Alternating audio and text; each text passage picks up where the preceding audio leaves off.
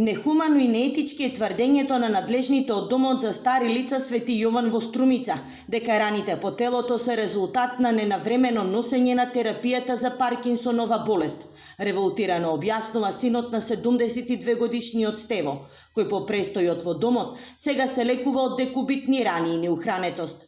Горан Манев, кој вчера јавно проговори за агонијата со која се соочува неговиот татко и понатаму останува на ставот дека терапијата ја носеле редовно, а причина е негрижата и лошата хигиена.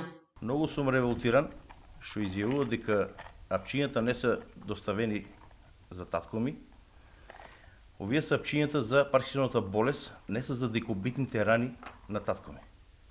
Раните не се добиват од што не се доставени апчињата, раните се добиват од нехигиена и негрижа на мојот татко. Дека има недостатоци во Старскиот дом Свети Јован лани во март утврдили инспектори од Министерството за труд и социјална политика. Им било дадено рок во максимум од 2 месеци да обезбедат соодветен број на медицински сестри, домаќини, технички персонал кој ќе се грижи за санитарно-хигиенските услови во објектот, бројот на кревети да биде во рамки на дозволениот максимум и да постават сигнални уреди за корисниците.